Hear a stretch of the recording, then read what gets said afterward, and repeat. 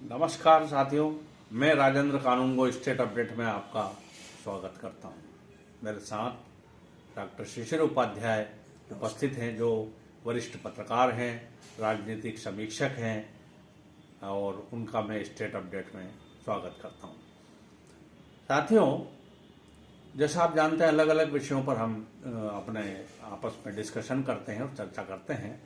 तो अभी एक दो यात्राओं की बात यदि आज हम करना चाहें, एक जन आशीर्वाद यात्रा जो सत्ता पक्ष की ओर से निकली, अभी उसमें कहीं ना कहीं जो भीड़ है वो एक विषय तो है ही, पर कहीं ना कहीं जो उसमें ऐसा प्रतीत होता है कि सत्ता पक्ष का होने के कारण कहीं ना कहीं सत्ता का उसमें योगदान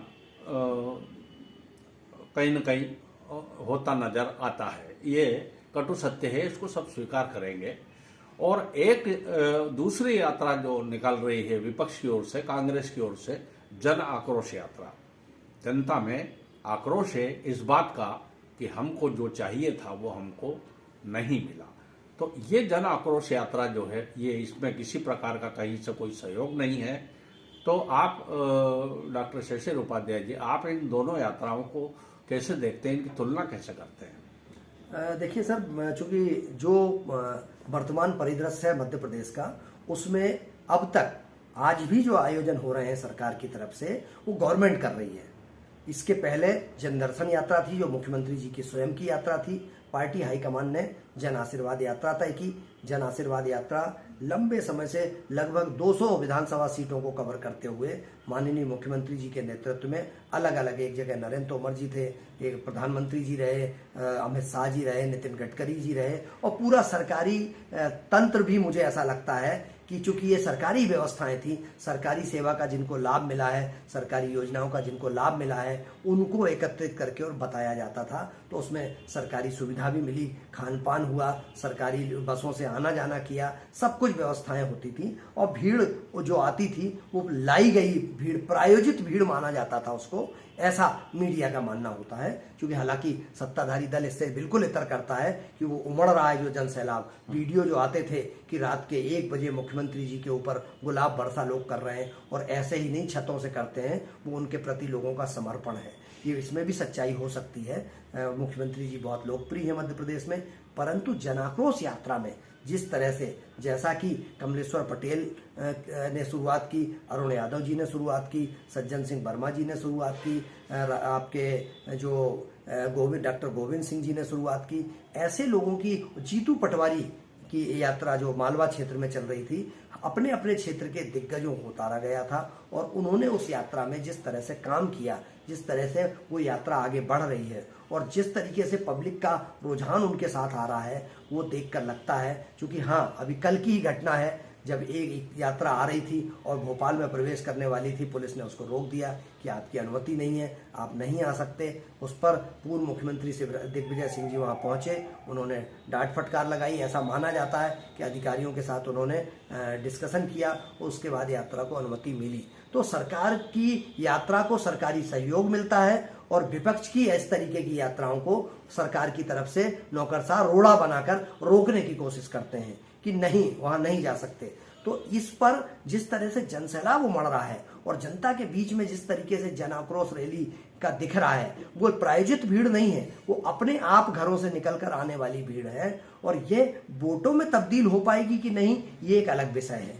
परंतु अभी जनता के बीच लोगों को जो जन आक्रोश है, उसको कांग्रेस कैश कराने की कोशिश कर रही है। और वो जिस तरह से मैंने कुछ लोगों के भाषण सुने कि 18 साल में बेरोजगारी बढ़ी, ये जनता का जन आशीर्वाद है, या ये है बेटियों के साथ बलात्कार हुए, ये जन आशीर्वाद है या जन आक्रोश है, जिस तरह की उन्होंने बात की, करोड़ों के भ्रष्टाचार हुए, और जनता भूखों मरने की कगार पर है। आज भी लोग कुपोषण से मर रहे हैं, अस्पतालों में दवाएं नहीं है, स्कूलों में शिक्षक नहीं है, बहुत सारी बातें कांग्रेस आरोप लगाती है। हालांकि वो विपक्ष में है, इसलिए आरोप लगाती है। सत्ता में आने के बाद इन्हीं के सब सुर बदल जाते हैं, यही सारी योजनाओं को सही बताने लगते हैं। तो ये 15 साल सत्ता में रहे हैं कांग्रेस के लोग, और 15 साल सत्ता में रहने के बाद जो भ्रष्टाचार के आरोप लगा रहे हैं, ये एक भी वो आरोपों में भारतीय जनता पार्टी के लोगों के खिलाफ कार्रवाई नहीं कर सके।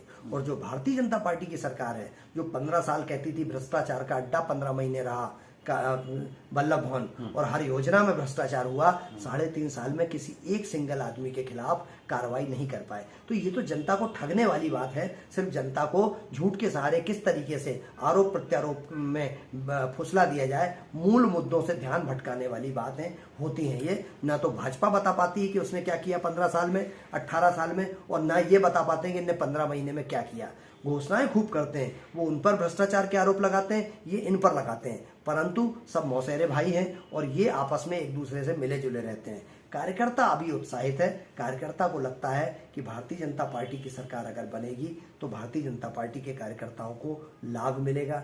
कांग्रेस का कार्यकर्ता उत्साहित है, अगर कांग्रेस की सरकार बनती है तो कांग्रेस को लाभ मिलेगा। परंतु दोनों सरकारों में कार्यकर्ता उपेक्षित हो जाते हैं। कुछ चुनिंदा लोग उंगली पे गिनने वाले सत्ता की मलाई का फायदा उठाते हैं, चाहे 18 साल में भाजपा के कार्यकर्ता हो या 15 महीने की कांग्रेस की सरकार हो। कमलनाथ जी जब मुख्यमंत्री बने थे तो उस समय 15 महीने में एक भी निगम मंडल कारपोरेशन के चेयरमैन की नियुक्ति नहीं करी थी उन्होंने। आखिरी दिन जिस दिन उनको रिजाइन करना था, उस दिन शोभा ओझा तुम इसका आयोग की चेयरमैन, तुम इसका, मतलब ये हास्यास्पद था कि आप 15 महीने बैठे रहे, आपने एक कार्यकर्ता को मोबिलाइज नहीं किया, जो मेहनत करते हैं, जो रात दिन लगे रहते हैं। तो ये हास्यास्पद होता है। यही स्थिति 3.5 साल तक ये राजेंद्र शुक्ला को क्यों बैठाल के रखा? बहुत ही अच्छे मंत्री थे। अगर गौरीशंकर बिसेन बहुत अच्छे मंत्री थे तो आपने 3.5 साल पहले क्यों नहीं बनाया? जब आप शपथ ले रहे थे तो आपने क्यों उनको मंत्रिमंडल में शामिल नहीं किया? अगर लोधी जी राहुल लोधी बहुत विद्वान थे, बहुत इंटेलिजेंट थे, प्रदेश को बहुत दे सकते थे, तो आपने प्रदेश की जनता के साथ धोखा किया, उनको पहले क्यों नहीं मंत्री बनाया? ये मंत्रिमंडल सिर्फ वोटों की राजनीति और वोटों को साधने के लिए हो सकता है कि ऐसी परिस्थिति बनी हो। तो मुझे ऐसा लगता है कि यह जनाक्रोश और जन आशीर्वाद जो हो रहा है, यह वास्तविक रूप से वोटों में कितना तब्दील होगा यह तो आने वाला वक्त बताएगा। परंतु अभी दोनों तरफ से जो फाइट चल रही है वो पूरी जी जान लगा के चल रही है। कांग्रेस जहां संसाधनों की कमी से जूझ रही है, कार्यकर्ताओं की कमी से जूझ रही है और उसकी राह में रोड़ा अड़ाने वाले बहुत सारे हैं, वहीं भारतीय जनता पार्टी चारों तरफ से सत्ता के साथ और सत्ता में होने के योजनाओं का फायदा उठाने की पूरी कोशिश कर रही है। लेकिन कार्यकर्ता उपेक्षित है, कार्यकर्ता अभी घर बैठा है, कार्यकर्ता निकला नहीं है, सक्रिय नहीं हुआ है, और यह वो इनके साथ खड़ा होता है या इनके खिलाफ जाता है, यह आने वाला वक्त बताएगा। बिल्कुल, कार्यकर्ता अभी खड़ा नहीं हुआ है।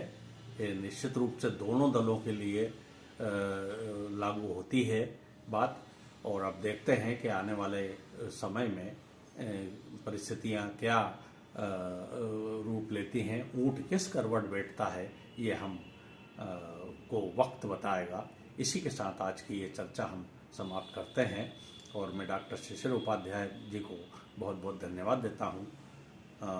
और साथियों, ये चर्चा यदि आपको पसंद आई हो तो कृपया इसे लाइक करें, शेयर करें और सब्सक्राइब करें, और मुझे और डॉक्टर शिशिर उपाध्याय को दे आज्ञा। नमस्कार।